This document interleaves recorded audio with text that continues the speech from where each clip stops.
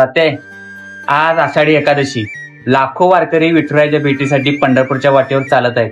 त्यांच्या पायात थकवा असेल, पण मनात फक्त विठ्ठलाचं नाव आहे.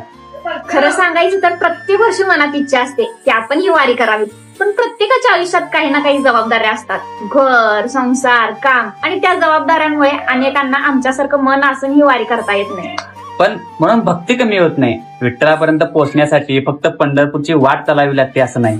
मनात श्रद्धा, ओठावर नाम आणि कर्मात प्रामाणिकपणा असेल तर विठ्ठल आपल्या प्रत्येकाच्या सोबत असतो. होय होय. आणि आज या पवित्र दिवशी प्रत्येक वारकऱ्याला मनापासून नमस्कार. तुम्ही फक्त पायी चालत नाही, तर संपूर्ण जगाला श्रद्धा, शिस्त, संयम आणि माणुसकीचा खरा अर्थ शिकवता. पण अनेक गोष्ट मला सांगावीशी वाटते काय, म्हणजे ही कायम मी प्रत्येक घरात बघतोय. आपल्या घरातले आई वडील ही विठ्ठल रखुमाईपेक्षा कमी नाही. त्यांच्या डोळ्यात अश्रू ठेवून, त्यांचं मन दुखावून केलेली वारी कदाचित पूर्ण होईल, पण भक्ती पूर्ण होणार नाही. म्हणून आधी घरातील आई वडिलांना मान द्या, त्यांचा आशीर्वाद घ्या, त्यांची सेवा करा आणि मग विठुराच्या पायी निघा.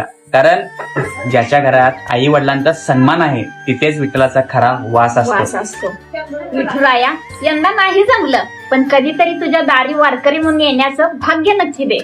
पांडुरंगारी वासुदेव हरी, ज्ञानोबा माऊली तुकाराम. राम कृष्ण हरी.